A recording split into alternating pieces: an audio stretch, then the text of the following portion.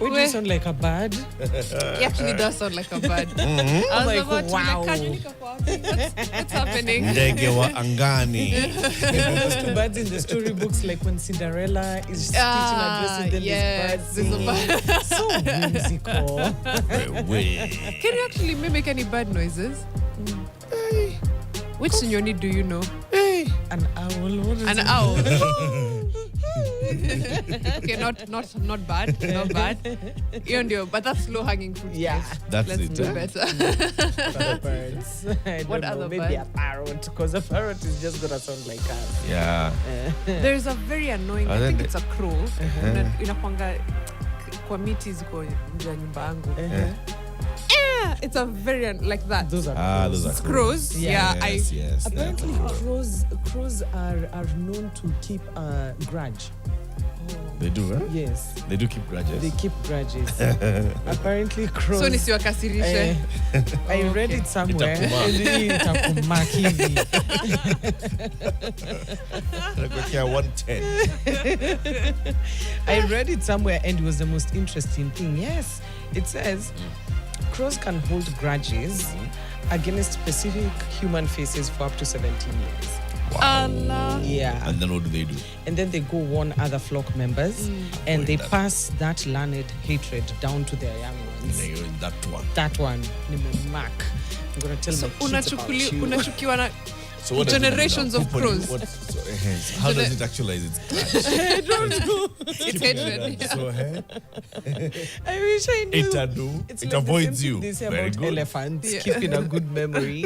So I need to understand 17 what years. 17 years. That's a long time. What's their lifespan? Ebu tuone, for how much of their life are they going to hold this grudge? Let's see. Lifespan of a crow. Crow's lifespan. Because if you're telling me your entire lifetime unashikilia grudge, this is not They typically live for 7 to 10 years, but their lifespan changes a lot depending on where they live. So they could live up to 14 to 17 years, which is literally the entire life. So the entire life, it keeps a grudge, it holds a grudge. That's it. Yeah. Do they hold grudges against other animals? That's a. I wonder. You see, Let me check. these are the important questions. Like against other birds, against fellow crows. Or it's just humans. Like is Ulen Mama Nani? Ule ni mama nani na tumpendi. Tumpendi. And you know, because the amount of whatever it takes, before, like, let's say when they Savo West, and by the time you start noticing, this is lion, huyu ni ndio anaitwa Simba, huyu mwingine anaitwa Judah. You know, it takes time. It takes So funny. several interactions. So by the time a crow kumak uso, because I assume they look at us like tunaka same sisi We all wote. look Yeah. the same. Yeah. It's like this one. By the time we kumak, Facial recognition. Yeah. So apparently the grudge extends to other threatening animals. Okay. Yeah. And they can coordinate group harassment. Yeah. This is why I think, like, when you read medieval tales, crows played a very significant part. Like when you read about the Vikings, crows were part of their story, and how they were, passing on messages, and there were signs. They when you saw, they're called a what of crows? A murder. A murder. See, it's even In the name. A murder of Just crows. means death is here. Death is nigh. Arrive. Yeah. They've arrived. Ooh. And then But those Nairobi guys, has they a big never used crow. to send pigeons. They actually used to send crows as were Yes. the messengers. Yes. Right? And how does a crow know when you've just given it a kind of thing there and send it? How does It a knows inaenda Mombasa. Leo ni Mombasa nimetumwa, si Nakuru. Or do you have like specific birds for Nakuru, another bird for Mombasa. Sumu, another for... I think ni hivyo. I think ni hivyo. So it only knows. But then, how does it know where? Ni kama mailbox, I'm assuming. Yeah. Iko na one central place inafika. Those ones used to take, they bring them To your house? Yes. Basi ni kama mimi na Fela tuna train crow moja ikwe our one that- mailman. That's I very know. interesting. Let's see. I'm a Where pigeon. to deliver. You're asking how does that Message. yeah. What would we And the do same without to the pigeons. internet? What would we do without the internet? So it's exactly what you said. So to specific places. So if it knows this is where I go, then So once you release it, it goes there. It goes there. Yeah. Okay. And even the same case for pigeons. Okay. Uh, And they never get distracted? you know. Because unaweza kuwa ukifly uone a buddy bird. Yeah. Kwa like, wee! Upige about turn. What next? Tuseme, Once kula story, you know those two. Yeah. I think during the training is where you'll discover aka. this one is weak. But how do you train the crow to actually know where to go? That's a really You good don't fly with food. it. You So don't. how do you? It has to be food. How? Food, yeah. Aki, but yeah, that's So you're releasing a crow here Yeah. or a pigeon here. How does it know that Nyeri is where the food is? Aki. Good question. You know, Will like you go with it? Will you travel with it? Will you, I mean, how? you remember in the Bible when Noah released the birds to go check if at all the land is dry and the flood waters have come down. It went, then it came back with a leaf. How did it know how to How did it know what it has been sent to do? Exactly. But there Noah was speaking to the birds. You see, he told them all animals, come in twos. Okay. Right? And so there obviously were others which tried to come at, huyu ni mtoto wangu. Akinoa, wacha tu huyu tuende na yeye. This is Two. my same sex neighbor. We just were really close. He must have been having a debate there with two. Choose ni nani wawili wanaingia. Like, And they've got to be male and female. wow. Kibarua. You're like, but we grew up together. No. You gotta choose one. Choose. Choose. Love To it. a day in the life of a bird would be quite something. Yes. People have been doing this thing where they put GoPros on animals. Ndio waone a day in their life, and it's very fascinating. How it just moves around. I think if there's one light enough for a bird, mtu anafaa kuweka. Yeah. Ndio tuone. Yeah. They put those what do you call the trackers, so they're able to see, but you're not viewing. That's because what you want is the viewing. But I'm sure they're small cameras, small enough. Sindio? Yeah, that can Kanini. just be placed. Tiny ones. Yeah, on a bird. So Like the it's ones Nat Geo guys use to see, like, those guys have some very advanced cameras. It's like, how are you able to see whales, for example, like in the deep sea? It's fascinating. It really is. There was a whale that was caught giving birth just recently. Yeah. You saw it? Yeah. And it's like only the second or third sighting of a whale birth in history. And for some reason, they come very close to the surface when it's time to give birth. Maybe because there's more real? oxygen, I'm assuming. Maybe. Yeah, you need... But why am I assuming you would need oxygen to give birth as a whale? Like... And to live in water. Yeah, and you live in water. Like... Maybe like the water pressure. Well, the whales actually do take in oxygen. That's why they keep coming up, and then they breathe in, go back down. Oh my Come back and- word. Does it give birth to one baby? iko Just one? moja. The humpback whale. I think the humpback whale does one. Oh. Yeah. I'd expect, I And don't those know. things, they move from A the liter. Antarctic Yeah. side, go down. During the birthing season, which is around this time, they now come to the warmer waters. So that's why around the months of August into September, you can go to Watamu and see the humpback whale in Watamu. So niko na how many days? How many Uko na- days uko na mwezi. Niko na mwezi. Sure. Yes. Fika. This is actually, I think, the peak season for them. Oh, wow. There's a group of just some marine biologists who lives in Watamu, and his wife, and they were just chilling, and they noticed these things actually come. So they started observing keenly, and they were like, yeah, they actually do come around this time, because they're just moving up the waters of Indian Ocean. Yes. Up looking for the warmer waters. Yes. So that they give birth and then they nurse their calves and then they go back. Then they down. go back. Yeah. That's interesting to know because Djibouti is known to be one of those places where you can actually see like massive herds of whales. I did not know this. Yeah, on the coast of Djibouti, there's Amazing. enough people who just go to whale watch. Now that makes sense. That they Okay. move up.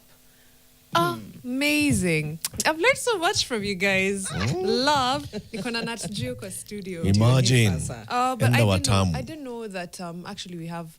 I've heard of whale sightings in Watamu. I didn't know it was humpbacks one, and I It's didn't a know that humpback. it's a whole season. It's that's beautiful. It's, man, Tembea Kenya. Tembea Kenya Kitu forever. kubwa, kitu kubwa. Leo ni Tuesday, and we want to have some conversations that touch on various things. Let's start with 7 a.m., all right?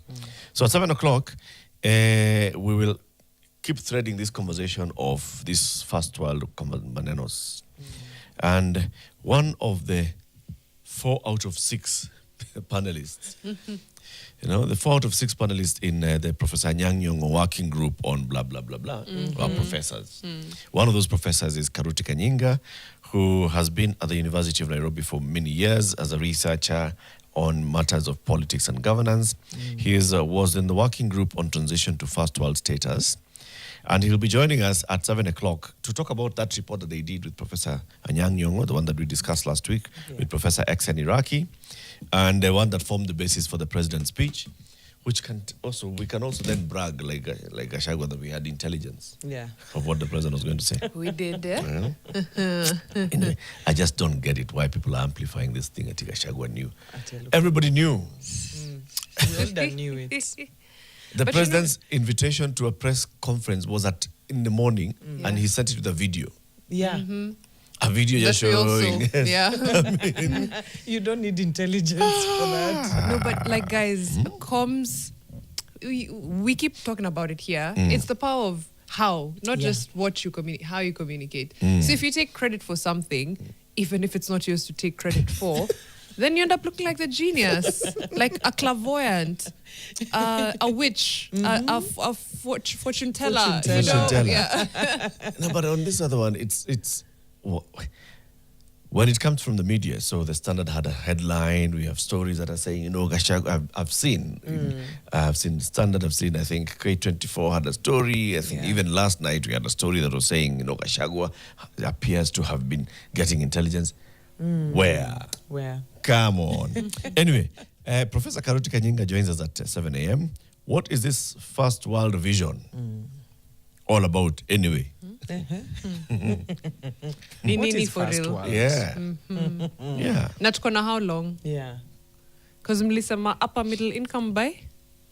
It was 2030. 2030. Now we are moving again now to 2060. So what do we have? Hiyo tutatana ile miss me ya Mariam. Middle income country. Miss me with Miss that. me with it. And we'll be getting to the miss me with that in just a second.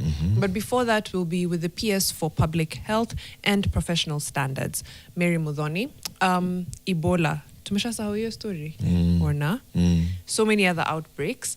And then when we talk about professional standards, there's a lot going on within the health. I don't want to call it industry because that sounds so commercial. But within the health sector, actually, that's the correct word. Professional standards as well, who we know the bodies that are accredited to accredit you. But what's happening with the infighting in between? What role does the ministry play when it comes to these things? However, first order of business, Kenya, Ebola, and other outbreaks. We sit at a very precarious place sometimes geographically. It's a wonderful place, but also mambo ni mengi, watu ni wengi. What does that mean for our disease preparedness? How are we doing on Ebola so far? Did we just forget? What are the numbers looking like? Where are we with the court cases? What does the center look like? Yani maswali ni mengi. Yeah, but PS Mudhoni will be here to answer. Also what I'm very curious about is now that we know, there's been the conversation on El Nino and, what our sanitation looks like ahead of that. Yes. Are we potentially staring at outbreaks Yep. like cholera Yep. if we don't really put in mitigation measures. Indeed. Aya, Wakisema huku. water and sanitation, si tunasikianga tu water. Eh. Tukumbuke kuna vitu kama typhoid na nini. Na And cholera. it's so crazy until, you know, someone you know is in hospital being treated and all because, you know, they ate a salad somewhere and, you know, it was Oy. contaminated. Anyway, in the 9 o'clock hour, I'll be missing it. And we'll be asking, is sustainability the new buzzword? Sustainability of what? Sustainability to is Kila tusikianga kitu tu. sustainability. It's just You have to do it in a sprinkles. sustainable manner. I'm getting in the sustainable space. Sustainable space. You know, what are our sustainable goals? Are we a sustainable business? And sustainability makes sense when you're talking about financials because then you can throw it in there to show how efficient you've been, blah. But now when we come in and start layering in incentives that either companies are chasing, is it the new buzzword? The And new are thing we actually nowadays authentic about it? That's ESG. Bus. The ESG. And everybody has to come up with the ESG report. Wow. Tulisema CSR, that's so boring. That's so 2012 CSR. CSR. And then it Who has even the says social, corporate social responsibility. Sounds so like, you know, you're just doing it as tokenism. Unafosiwa. Yeah. Now it has to be there with your governance. Yeah. Right? Oh yeah. Hatu umeingiza governance. Wow. And we've evolved. Sana. We've really changed the lingo. But anyway, Alafu that's our updating you watu, by the way. No. When What do you when mean? they move from ati CSR to ESG. Yeah. Did you receive a memo? No. Ni watu tu wa corporate ndio walijua. Yeah. The same corporate people that are saying, you know, it can't be corporate social responsibility because that's so commercial and it sounds like you're just doing it as a token. yeah. They didn't bother to inform the rest of us. No. What do you mean? That But we've you know, moved to you now ESG. know. I How know- did you know? I know, but They do you know how informed many? you. Do you know how many? How many meetings it took za kusikia hii ESG? You're like, huh? And it's amongst a bunch of other acronyms. Unasikia the LSM of the ESG, Bas. the TKYs and KPIs of the TORs. Huh? That's it. What Uko are like, those? mnaongea lugha gani? Do you know how long it took? Come on. Corporate Watu lingo wange is memo. undefeated. So that's at 9 a.m. Yeah, that's our 9 o'clock. Okay. Musichelewe. Hey. Quote ya leo ni nani? Quote ya leo is courtesy of a French winner of the Nobel Prize in Literature in 1947. Mkongo huyu. The quote reads, "You cannot discover new oceans unless you have the courage to lose sight of the shore." And his name is Andre Gide. You cannot discover new oceans unless you have the courage to lose sight of the shore. What? Facts. What? Is he speaking to Odysseus? I was just about to say that is 100% yes. But huyo alipotea kupotea. Huyo ilikuwa Jaba stories. That guy was going alikuwa ameenda nini hii akakuja hapo hivyo akauliza wife akasema, you know there is a god who kept me hostage Yeah. And she fed me lotus. We ati and lotus she flower forced kila me siku to tu. kuna But then story ya Jaba mbaya. Jaba stories. But at least, you And know, then there if was you've this been away giant. from home for 7 years, you might as well come up with the most creative. Give me a story. Ati nilipigana na giants, babe. You know? Giants. Wow. Then on one random day, like 3 years Then later the after he's wind come blew back us home, you're off. sat huko, you're like, ati ulikuwa wapi? Wacha hiyo stories. Don't remind the gods, they may come back for me. Athena may come back. We tuingie magazetini. Kama kawaida tunaanza na Taifa Leo Kwa habari na makala moto. Moro. Azimio ya lenga Gachagua. Okay. Viongozi wa muungano huo walisema watazungumza na chama cha DCP na vuguvugu la Linda Mwananchi. Muungano wa Azimio la Umoja One Kenya umeanza mchakato wa kujijenga upya kuelekea uchaguzi mkuu wa 2027 na kuvikaribisha vyama vipya na kuanzisha mazungumzo na makundi ya kisiasa yanaongozwa na aliyekuwa naibu wa rais Rigathi Gachagua na seneta wa Nairobi Edwin Sifuna. Wakiongozwa kwa njia ya mtandao na rais mstaafu Uhuru Kenyatta, viongozi hao walikubaliana kufanyia muungano huo mabadiliko makubwa. My question would be, nani akona bargaining power hapa? I think Sifuna and Gachagua have a lot more bargaining power right now than Uhuru and whoever. And Linda Mwananchi and Azimio. And Azimio, yeah. The bargaining power here is from public perception. Yeah. Unasema ni kabesha? Ama? The public perception. Huh? Yeah. I don't know. Public perception ni one thing. Kwa ground Kwa ground a bit different. Yeah. Fair. Gachagua, you could say maybe his public perception can, be quantified into akisema kona mlima na mlima wameonyesha watu wengine wa mlima wamesema tuko na yeye. That's one. Sifuna, I guess now he's still consolidating his block into some number. Kalonzo akona yake iko hapo imeandikwa. Akonayo. Akonayo. He has had it for years. Yeah. Akonayo. So, who should be inviting the other to the table is my question. I guess the way they're doing. Hey. Azimio being where they come, let's talk. We have many, let's reach out to you. Azimio, I think Azimio is, well, let's continue. I think Azimio are just doing a good thing. I saw that meeting yesterday where they've also now added even more parties. DP has now joined with the former AG, Justin Muturi. Lenny Kivuti with his party has also joined. The former governor Kawera Mwangaza with her party has joined. Which other new party? Well, Nini PNU, which had left Azimio, has come back. Has now come back. Akina Munya. Okay. Haya basi. Bima ya afya kwa watalii yapingwa mahakamani. This was some jarring news over the weekend. Wadau wasema hitaji hilo litafungia wageni wengi nje. And we'll look at comparisons of other countries that do require travel insurance and how much they require. Alafu Tuju azidiwa na masaibu. Mnada mara ya pili kutekelezwa mwezi huu ukilenga kuuza jumba lake la kifahari Karen. It's just been one battle after another. Yep. Now this is Entimsidai. That's going. Kaguchia atetewa na upinzani. Mbunge huyo wa Mukurweini alikamatwa jana kufuatia matamshi yake tata. So, let me keep quiet.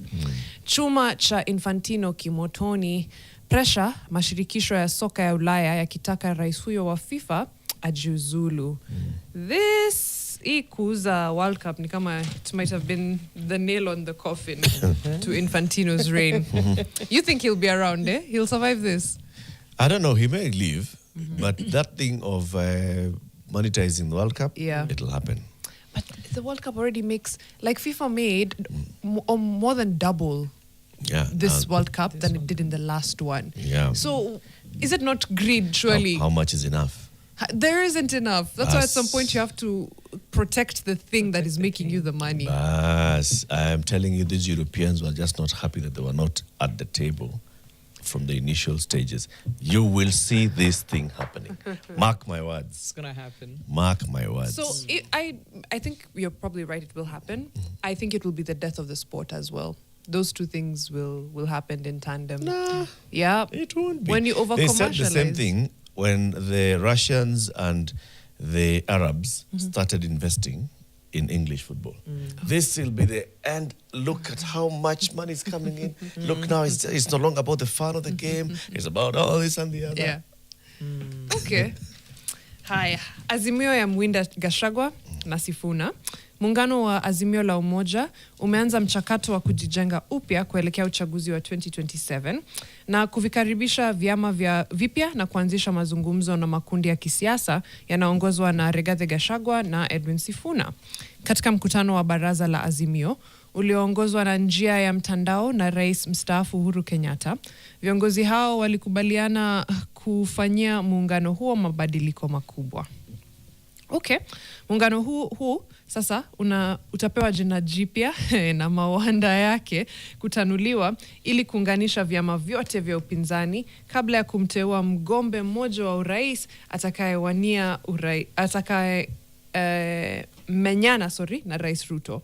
Katika mabadiliko vinara Fred Matiang'i wa Jubilee, Peter Munyo wa PNU na seneta wa zamani wa Embu Lenny Kivuti walijumuishwa katika baraza la muungano. Asasi cha juu zaidi inafanya maamuzi ndani ya Azimio. Okay.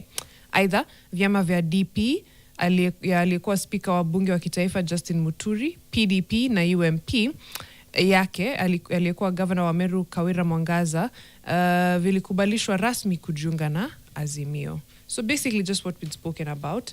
But why is Azimio not the flag bearer, the umbrella party or the umbrella coalition that will give us a candidate? Who decided? No one has decided that. They're working towards it.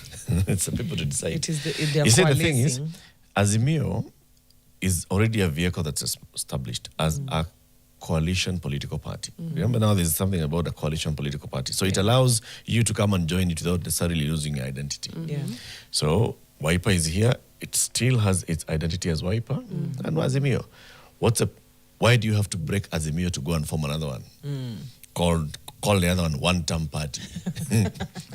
The thing is, when you're joining, when I join sasa ni kama Uhuru ndio your de facto leader already. You know, you lose choice. What? You have to cede some independence. power. What's the word I'm looking for? You lose some independence or flexibility. Whatever when you go into Azimio. Not necessarily, because if you form any other, let's say that you're going into a pre-election coalition, okay? So don't call it a political party. You're calling it a coalition. Okay. This coalition will definitely have its leadership. Yeah. So you'll come in there as members of the coalition. You don't expect that DCP and, say, Kawira Mwangaza's will be equal partners in whatever coalition is formed. Same, if you come into Azimio, so Uhuru is like the chair of the council, but the party leader of Azimio is Kalonzo. Then the others will now decide. So we are here as equal partners with equal footing. We're just using this vehicle. The candidate will be an Azimio candidate. Okay. I don't see much of losing identity as long as you've agreed to work with others. When you agree to work with others, you're agreeing to compromise on some things. Yeah. Okay. Kindiki anasema Kalonzo hawezi kumshinda Ruto 2027. Aki. Ni ukurasa wa pili. Naibu Fireman. Rais Profesa Kithure Kindiki wikendi alimshambulia vikali kinara wa Wiper Kalonzo Musyoka akisema hana agenda mpya ya kuwaongoza wa Kenya baada ya kuhudumu serikalini kwa zaidi ya miaka 40.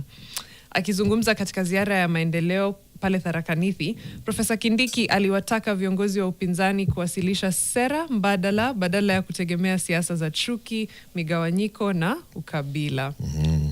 Nukuu kutoka Bwana Kindiki: wale wasioamini maono yetu ya Kenya mpya walete maono yao. Hawawezi kushindana nasi kwa sababu muda wao mwingi wameutumia kuhubiri chuki, migawanyiko na ukabila. Haya, hiyo inajiri huku Bwana Musyoka akijitokeza kama mmoja wa vinara wa upinzani wanaolenga kumng'oa Rais Ruto pale uchaguzi wa 2027. Ni sawa tu. Well, he was speaking in Tharaka Nithi.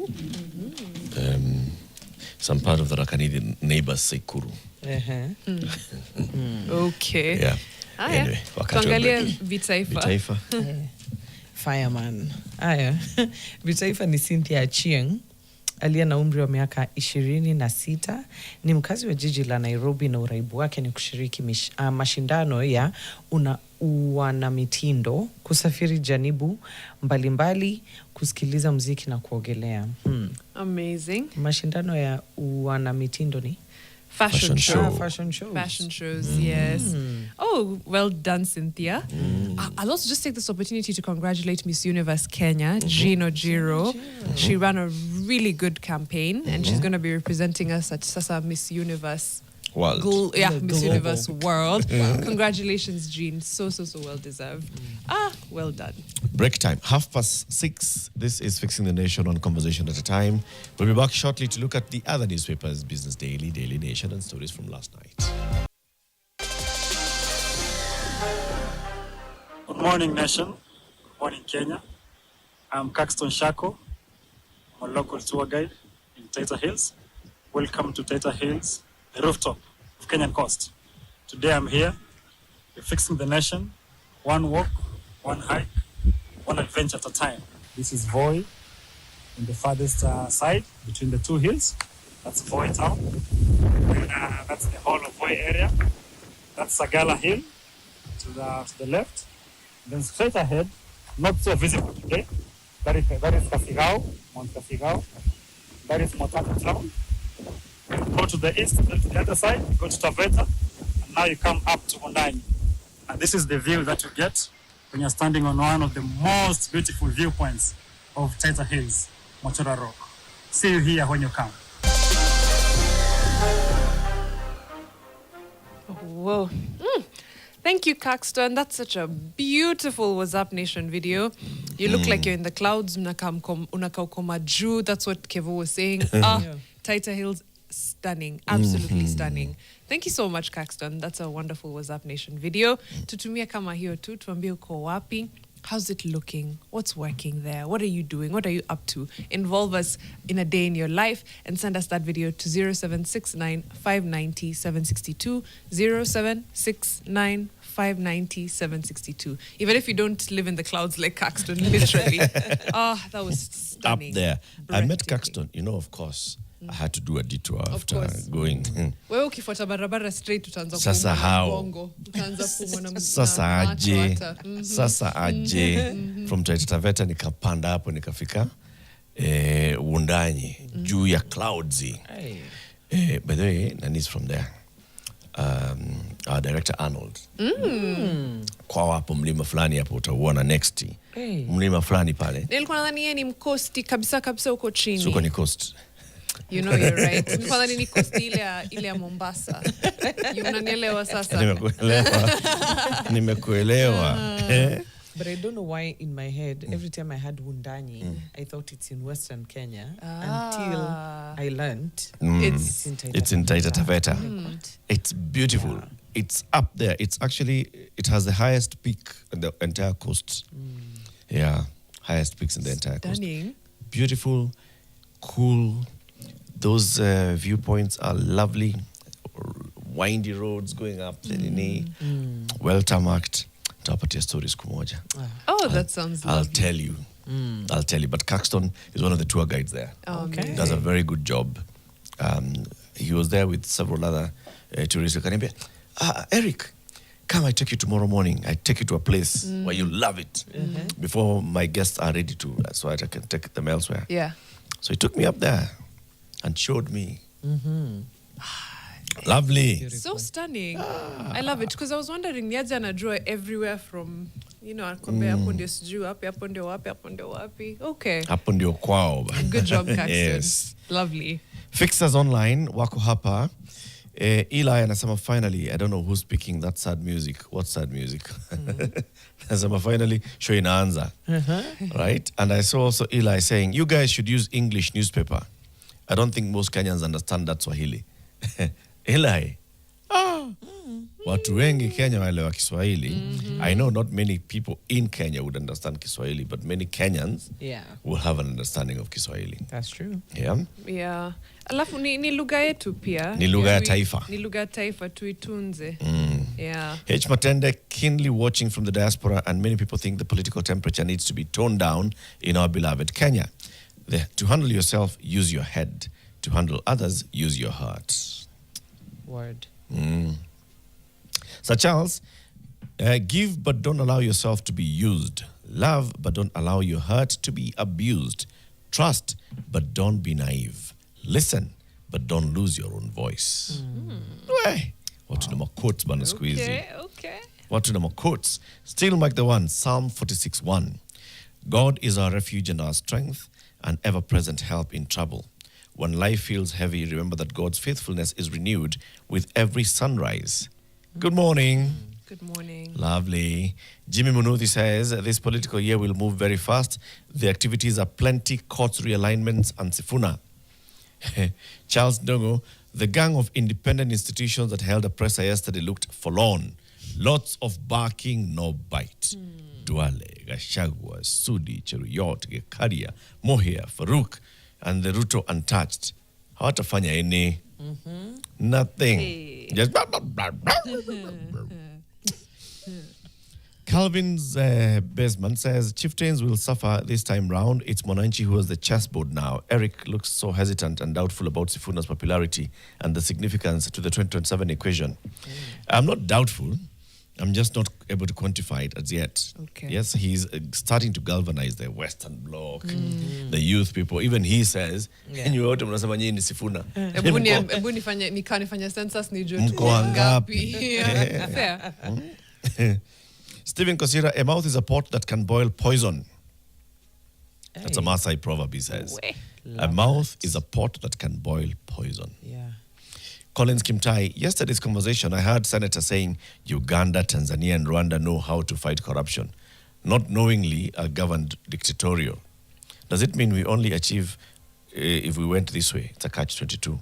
Do we fight Not corruption really. if we have strong men Not in really. leadership? I think we just have corrupt strong men. That's it.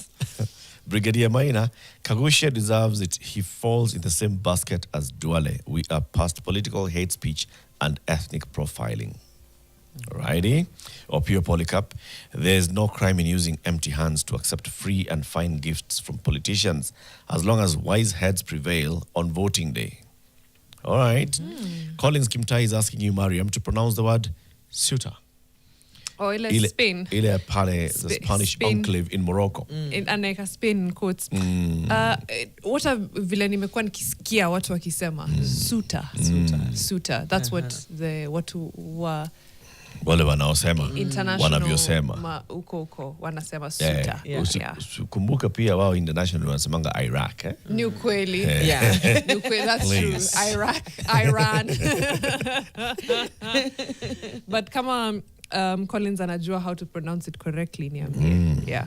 Young's pillow, Young is pillow.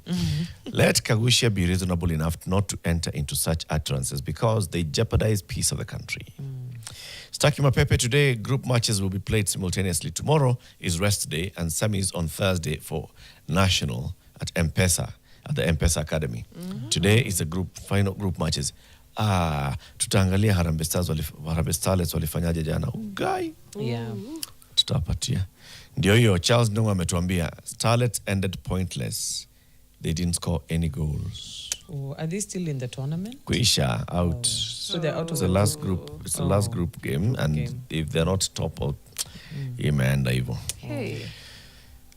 Nixon anasema nawapenda sana walai. Pia si tunakupenda sana walai. Tunakupenda pia Nick. Hey. Exactly. Kevo amesema car bomb.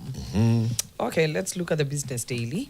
The Nairobi Securities Exchange rises above 4 trillion milestone for the first time. Things have been good at the NSE. Investor wealth at the NSE has crossed 4 trillion for the first time in the wake of a sustained rally in blue chips share prices and the recent entry of KPC and Family Bank. The value of all stocks at the NSE stood at 4 trillion at the close of trading yesterday, having gained 20.9 billion on the day. The NSE hit the new valuation milestone just 9 months after it crossed 3 trillion mark for the first time in November last year, offering investors a return of 33% or a trillion gain over the period. Boy. All right. Such good news. All right. This reaffirmed the NSE as the shortest route to wealth in an economy that has oscillated between strong and soft growth as investors increasingly turn to passive investment instead of pouring money into startups. You know what I'm curious about? The way the NSE opened up to now, like the retail market, and how many people have actually then managed to get in. They had a huge target of, Kenyans. They were looking at young Kenyans who could trade using the platforms that had been availed, be it Safaricom, On your M-Pesa, phone. on your phone. Yes. So how much of this share is going towards the retail market outside of the big boys? Yesterday we saw the story. Yesterday was saying that now individual investors have actually also risen. Yeah. Yes. Remember? Yes. Yes. Yeah, those individual investors are the you and I, the retailers. DOCC. Yeah. But big news, big news. Okay. Airtel Safaricom locked in business wallet price war. Airtel yesterday launched a product to rival Safaricom's Pochi la Biashara, triggering a price war that has cut the cost of customer transfers to micro business wallets to zero. Airtel Money's Bizna wallet takes aim at Safaricom M-Pesa Pochi la Biashara, a low-cost product that provides small-scale traders with a simplified digital payment solution. I like this. Customers paying for goods via Airtel's wallet will not be charged a fee as the telco seeks to increase the number of merchants on its platform and cut Safaricom's share. Some much welcome news there. And Safaricom also lowered theirs. Yes. Lowered its tariffs for payments to business tills and pay bills, as well as Pochi, where transactions of less than 200 are now free from 100. It's Good thing. Simpunguze across the board. Kila mtu, let's go. Let's go bar for bar. bar for bar. Cut for cut. For what? Slice For for other slice. services as well. So if it's only now that transactions below 200 are free, cut the transaction fees across the board. Yeah. Kama ilikuwa 50 kutuma 1,000, weke kwa 30 and so on and so forth. Well, maybe they're looking at the greater volume at on Pochi la Biashara will go into this 200 and less. Yeah, I think actually most pochis inakwanga vitu kama kulipa fare, kununua mboga. So it's a small amount. The small payments. Yeah. Ticker headlines. Commercial banks expect the CBK to keep its benchmark rate unchanged at 8.75% at its policy meeting next week amid ongoing uncertainty in the Middle East. That's on page 5. And page 6, Tuju, a second prime property owned by former cabinet minister Rafael Tuju is set for auction as the East African Development Bank sets up debt recovery. It's you and you're told when it rains, it pours. This one is pouring It's really heavily. been pouring heavily. On page 9, the intelligence section, we have an article by Patricia Murugami, Neuroscience of Prosperity. Self-leadership is key. Just reading in quote, the future will not belong simply to those who earn more. It will belong to those who can think clearly, regulate wisely, steward intentionally, remain accountable, and build sustainable lives. Wait. Patricia. The bar gets higher every day. All the time. I like it. You know, it started with go to school, work hard, Aya, sasa tumefika. You have to Think clearly, regulate wisely, steward intentionally, be accountable, And build. sustainable lives. What is a sustainable life? Utasomea article by Patricia Murugami. Now that we're talking sustainability later. To speak in A sustainable life. What is that? What is That's a it? really good question. If it's life, it's sustainable. No. It. I think, can you keep up at the pace that you're at, maybe at your peak? Can you keep up for a long time? Yeah. At that pace, at That's that level life. of energy, So that's- at that. Is that life or lifestyle? Actually, What's a sustainable life? tunaweza interrogate you 9 o'clock. Yeah. I feel like we can expand the conversation to a sustainable life. Yes. On page 11, before we close the business daily, and it's a conversation we'll be having in the next hour, the high price of a first world Kenya. That's an article by Enoch Monari. He was a certified public accountant, and he gets into it. This high income status. What's that price looking like? And yes, I think it will form the basis of our conversation in the next hour. Okay. Hey, hata hiyo ndio vile Enoch amemalizia hiyo article yake will be part of our discussion. He says this conversation, the test for it is narrow. Does it produce numbers Kenyans can hold governments to? For example, investment rate, savings target, manufacturing as a share of GDP, debt service ceiling, a date. Yeah, I like this. Those are good questions. Yep. Yeah, tuseme tu tunafika first world. Yeah. How? It's a proper interrogation. On the Daily Nation today, the front page is about Shah. Shah mystery firm paid 1.2 billion shillings. The uproar by hospitals over a 2% deduction from their total claims paid by Shah is now the subject of a court case, with petitioners seeking orders to halt the controversial charges by a private firm. Documents filed in court by 3 petitioners who have named Health CS Eden Duale among the respondents by virtue of his office state that Finsprint Limited had received 1.2 billion shillings by July 1st. Official records show the firm, incorporated on July 12, 2020, has 2 directors and another company whose address is not provided as its controlling shareholder. So now they're wondering, so who are this? Who be this? Hey. Who be this? Other headline, page 6. Uhuru's Azimio reaches out to Gachagua and Sifuna camps. On the Health Nation today, it's breastfeeding without a baby to hold. Right? Heartbreaking. Okay, is that breast pumping? So I mean, sorry. It's, I think so. Pumping. It's about pumping Yeah. milk and then taking it. All right. Let's look at some of the stories that we had last night, okay? And one of them is something that happened. There's a Boda guy who was arrested by the police on Saturday. Yeah.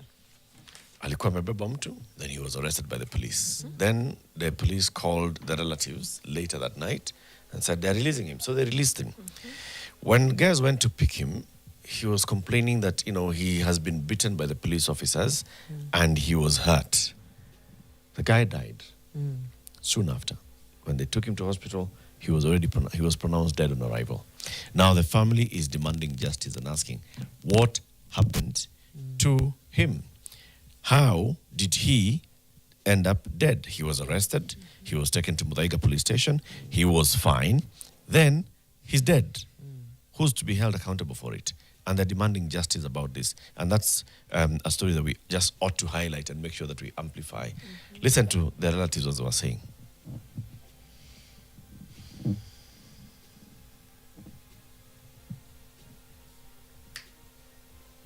Na wapige simu kwa familia ya huyu kijana awachiliwe, alafu anawacha usiku saa 5 ya usiku. Kwani polisi ni raia kawaida kama sisi? Hawajui sheria? Bendera ikiteremuswa chini mtu anawachiwa kesho.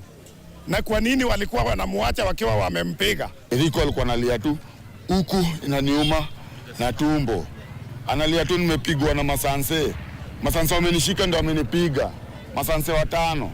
Sasa mi hadi niko like aje. Mtu alikuwa anafanya tu kazi, alitoa mteja hapa, akampeleka town, kurudi akashikwa, akapelekwa Muthaiga. Kupelekwa Muthaiga akakuwa tocha duko, tukaenda tukamtoa. Wakati alipelekwa hospitali akukaa na sisi sana na akatuacha. Kosa iko kwa polisi ya Muthaiga, kwa maana wao ndio wanajua vile huyu mtoto aliumia na kwa nini waliweka yeye ndani, na hao walikuwa na yeye ndio walisika yeye. 20-year-old Eric Otieno is dead. On Saturday, a time like this, he was alive. Then he's arrested by police, taken to the Muthaiga police station, released, and he says, police walinishika, wamenipiga. So badly that he died. Postmortem report revealed physical marks and psychological trauma consistent with Eric's claims. The family is now demanding an independent autopsy and, of course, justice. How do you even begin to explain something like that? There's no explanation. How? How do you even begin to explain something like that? This is absolutely wrong. Now, Levy for how long? yeah. Because it was just yesterday we were looking at Albert Ojwang's case. And we're right back. And this is one of very many. Remember, IPOA says many such cases happen across the country. Yeah. Many people die in police custody or soon after being handled by police officers. Yeah. Let's talk about political intolerance. The Directorate of Criminal Investigations is dismissing claims by Rigathi Gachagua that he receives intelligence from security officers. That's what DCI Mohamed Amin was saying yesterday. Like, really? Okay. He was speaking as the DCI, the IEBC, the NCIC, and others were meeting yesterday to talk about the rising political intolerance. And the DCI, Mohammed Amin, said the time for intolerance is up.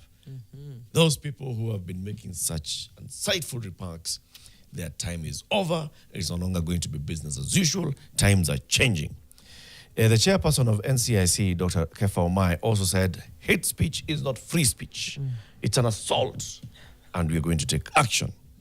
Erastus Ethekon, the chairman of IEBC, said we can't hold elections in a toxic environment. No, this must come to an end.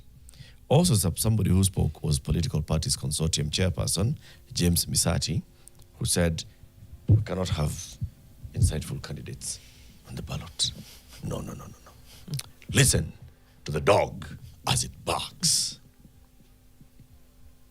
For politicians engaged in making those reckless utterances, be it in the public rallies, be it in the digital platforms, their time is up, and it is not going to be business as usual. Hate speech is not free speech. It is an assault on human dignity and on the constitutional order that binds this nation together. IBC cannot hold elections in a toxic environment. IBC cannot hold elections in an environment where that is full of incitement, division, violence, chaos, anarchy. We need a conducive environment for us to hold a peaceful, free, fair, and credible elections. Tukishapata reports, yani official, formal complaint na evidence, that's when we'll take action. Manake huwezi kujua who are you complaining against and who is complaining and about what. So those are things that Kenyans have to begin to know. Some of the people you are seeing campaigning here will not see the parrot. They are not going to be the parrot because they will be disqualified because of inciting Kenyans. Let that be very clear as a message, and I'm saying it without fear or contradiction, that they will be disqualified from the parrot. The one person who's saying that they'll be disqualified from the ballot is the one who has absolutely no power to disqualify anybody from the ballot. Okay? Has zero power. He's the chairman of the Political Parties Consortium. Okay? The ones who can disqualify someone from the ballot, we want to see evidence. You have to know who's complaining against whom and over what, and so on and so forth. Like Charles Ndongo said, the gang of independent institutions that held a presser yesterday looked forlorn. Lots of barking, no bite. We have Dualega, Shagwa, Sudi, Cheruyot, Gekaria, Muhea, and all these others. Nothing. They've been untouched. Well, it's up to 15. So for me, Up even to? as I watched that presser, it was like when you say up to 15 risk being disqualified and bad, so you name them. They have names. Put the names out. Just an arrest here and condemning and, having a presser and it's just talk shop. Name them. Yeah. And do something about it. Where's the bite? Mimi mliniacha nyuma kidogo. Ulibaki wapi? No, niko kwa the last story. Oh. Yeah, hapo ndio mliniacha. Jerick. I don't know. I'm kind of getting tired of the cadence that we do. Yeah. See, dance up to 15 could be disbarred. Then the dance for we are investigating. It's getting very old. It's very exhausting. Very, very old. But I tell you what, we are not ready to face this thing head on. All right, as we go to the break, we'll just play this bite from yesterday's arrest of MP Kaguchia. MP Kaguchia said what he said in Mukurweini. He was saying those who vote for Kasongo and Kasongo's people, just know that we are going to excommunicate you from our society. Yeah. We are not going to offer you any kind of social support that we offer others in our community. Yeah. And when he was being arrested yesterday, there was a lot of drama. We can fault the DCI, and we should, for that dramatic arrest of going to lay siege at Royal Media Services and so on and so forth. Right? That is completely Drama. yeah, it's just drama for nothing. But then, look at the people who demonstrated in Mukurweini yesterday in support of Kaguchia. Listen to the lawyers and the supporters. Honorable Kaguchia ni mbunge wa Mukurweini. Kwake nyumbani serikali inajua. Ilikuwa shida gani kutoa summons akuja hapa DCI and kama kuna makosa amefanya astakiwe baada ya kumzingira usiku mzima. We will not even hold the police liable. We will pursue Murkomen particularly in court. We are asking for the debarment of Murkomen from the Law Society of Kenya. Murkomen is a lawyer, is an advocate of the High Court, but the actions he has taken as Interior Minister go against all required actions of an advocate. Why should you arrest Kaguchia? Number one, I was listening to his remarks. He never said anything about the government. The only thing he said, if you are not a DCP member, we have nothing to talk about. Kasongo, we are here as voters from Mount Kenya. We are here to confirm to you that you are not going to get even a single vote in Mount Kenya. This part of where the law is being selective and it's being used to oppress others just because they have difference in political ideologies is a problem in this country, and this is what we are trying to change in the party, in DCP party. So if that's their decision, we want to be in court. We want to go to court and challenge it there and object to that charge. Is that there is no election that is going on. So how can they say that our client has breached Section 10, subsection 3 of the Election Act, which only applies during the time of the election? We could have already filed a charge sheet here so that we take our member to the court, but it seems it's just Mickey Mouse games. Mickey Mouse. I agree with the lawyers. Take the guy to court, present credible charges, and let them be charges that hold and follow due process. All right? But at the same time, utterances of saying, if you vote for so-and-so, we are going to excommunicate you from the community. No. That's wrong. Yeah. No. Yep. Yeah. No, those are wrong utterances. In the next hour, we talk to Professor Karuti Kanyinga. We talk about this vision beyond 2030, and we're going into a first world status.